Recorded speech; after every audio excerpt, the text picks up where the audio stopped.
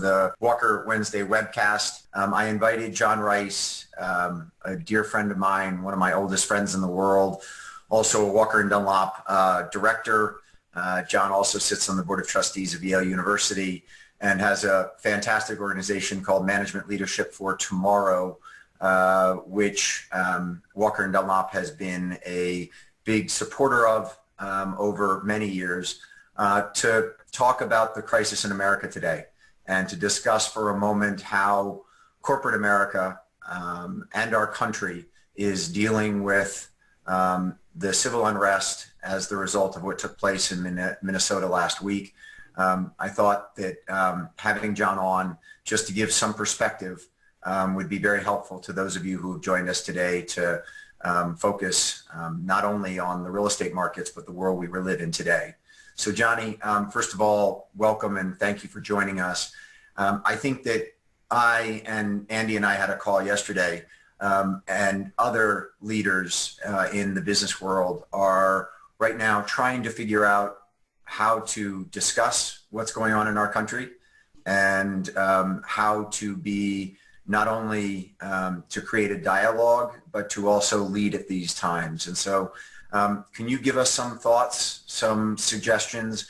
I know you've been in touch with many, many CEOs over the past several days as it relates to these issues. And so any of your perspective and ideas would be extremely helpful to all of us at this time. Oh, thanks, Willie. I appreciate you having me on at a very important inflection point in our country and at a time where there's a lot of strife going on all fronts. And I'm somebody who likes to focus on, what do we do?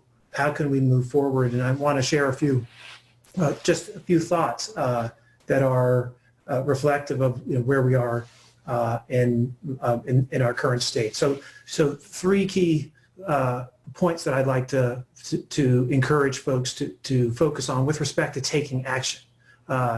What can you do as owners, operators, as CEOs, as executives going forward in your organizations and in your communities? The first is essentially, I want to challenge everyone to understand the underlying problems. Why we are where we are, why people are protesting across the country. Number two, I want to encourage folks to communicate with courage and not perfection.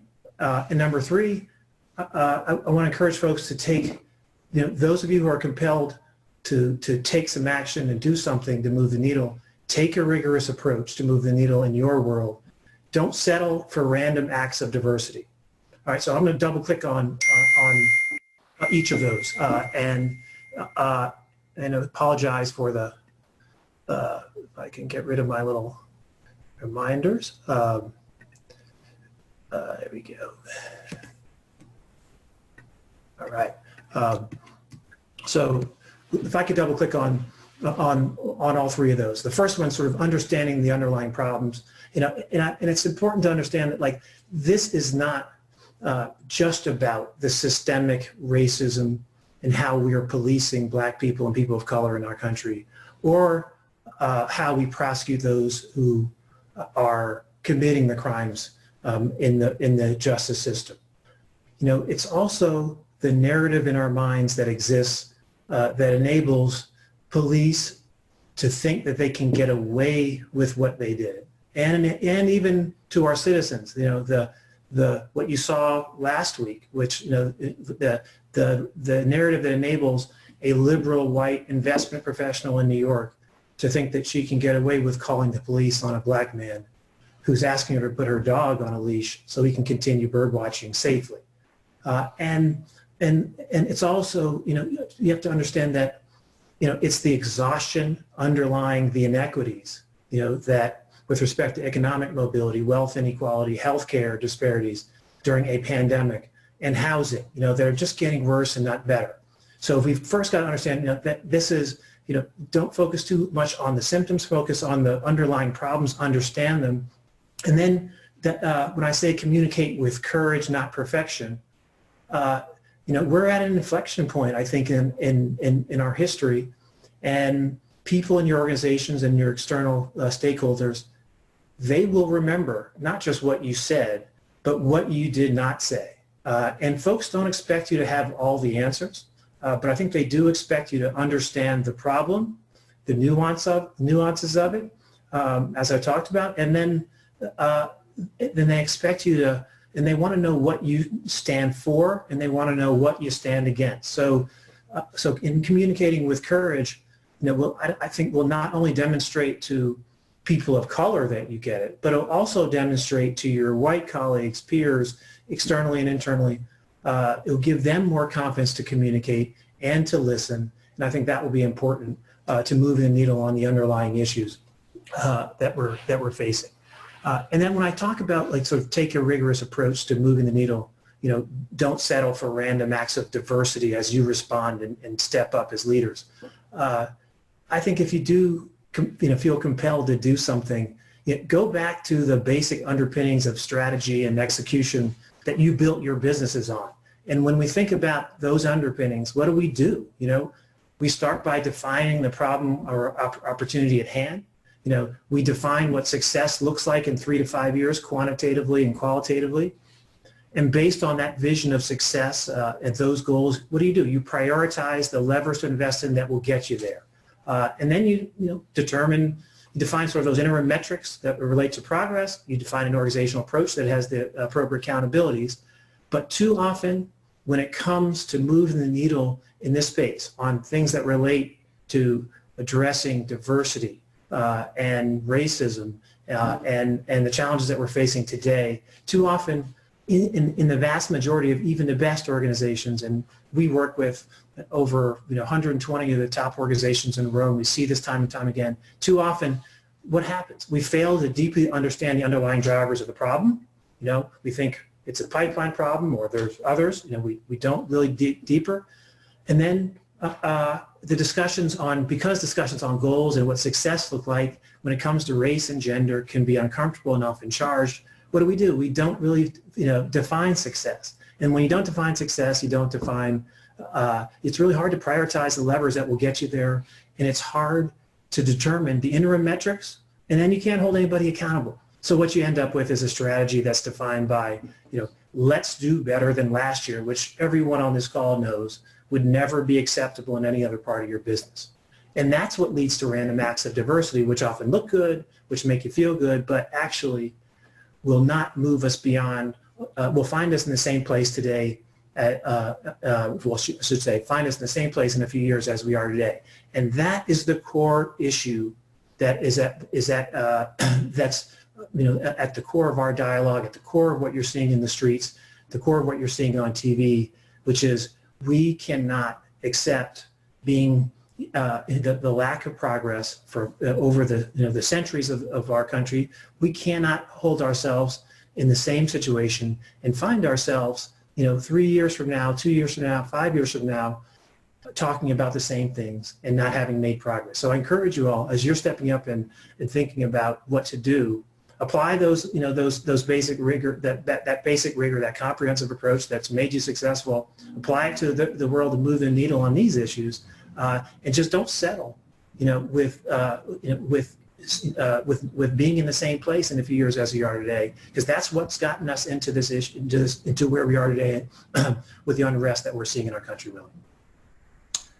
Thank you, Johnny. I'm going to just quickly run through a couple of things that we've done at W&D, and then I'm going to thank you for joining us and for giving those thoughts. But I think your comments as it relates to we'll do better next year is clearly, I watched Andy when you said that, and Andy nodded his head saying that's exactly right. Having someone like John Rice on the Walker & Dunlop board, beyond all of his input and insight, has helped drive us on these issues as a company. And I would just point out that, putting numbers, what Howard Smith, my partner at Walker & Dunlop, says, what isn't measured isn't done.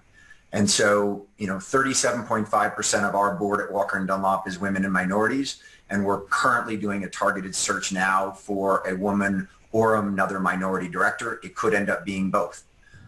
We just restructured our senior management team at Walker & Dunlop, and we went from 23% women and minorities in senior management to 31% by promoting a number of people into the senior ranks. We need to get that number to 50. We've established goals in our ESG program to have 35% of our senior management be women. It's currently 21%. 20% be minorities. It's currently 10%. And I think the most important one, where we have the most work to do, is that 15% of our top wage earners should be women and minorities, which currently are at 9% for women and 4% for minorities. And we've established a goal of having all that done by 2025. That's a lot of work to be done over the next 5 years. But the only way we get there is by investing in programs such as Management Leadership for Tomorrow that John runs, Year Up, which many of you have heard about, Project Destined, as well as we've been a longtime investor in the Future Housing Leaders Program in partnership with Fannie Mae. And we'll continue to do all that. We've done targeted recruiting from historically black colleges such as Howard University and Morehouse College, as well as going and targeting great minority talent at general universities across the country. We still need to do more.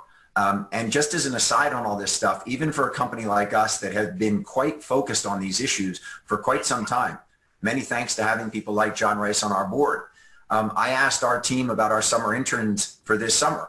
And they sent me just yesterday a note, and they said, we've got 8% Asian Americans, 8% African Americans, and 12% Latino Americans in our summer intern program. So that's 28% minority, which is pretty good. But then all of a sudden I said, where are we on male female? And we're 88% male and only 12% female. We totally missed the ball. And so the reason that, I hadn't thought about it as far as our summer intern program, but unless you track it, unless you focus on it, unless you set clear objectives, you'll end up with a summer intern program at Walker Dunlop that is quite diverse, but not from a gender standpoint. And so the final thing I would say on this topic as it relates to how all of this plays into business, and John's comment of, sort of this is a marathon, we all need to do things over time. If you think about the shooting of Michael Brown in Ferguson, Missouri in 2014, first of all, last night, some of you may have seen Ferguson elected its first African-American mayor, which is fantastic. But beyond that, we only had 2 defaults in the Walker Dunlop loan portfolio over the last 12 months, 2. And they happened to both be at the University of Missouri. And the reason that we had 2 loan defaults on student housing properties at the University of Missouri is directly tied back to the Ferguson riots in 2014. Because enrollment numbers at the University of Missouri started to fall in 2015 and 2016. The Board of Governors of the University of Missouri changed their on-campus and off-campus housing policy to require more students to live in the dorms. And that put downward pressure on off-campus housing because they didn't have the enrollment numbers. And we have 2 owners of student housing properties off-campus at Mizzou who both defaulted on their loans over the last 12 months, 6 years after the riots took place in Ferguson. But there are long-term implications to all of this if we don't address it, much beyond the social unrest that's going on in the United States of America today. Johnny, anything you want to say before I say thank you for joining us this morning? No, Will, I appreciate you having me on. I appreciate your teeing up the dialogue. I just want to encourage everybody to think about how you can be on the right side of history. And this is the time to step up and in your own world and focus on what's most important. Make sure that people know where you stand and then execute and deliver. This is not the time to say things and not follow up. And I think I'm glad that we're having this dialogue and tying it to the work that we're doing at Walker and Dunlop. Thank you very much for joining us this morning. I greatly appreciate it. Thanks. Appreciate it, Willie.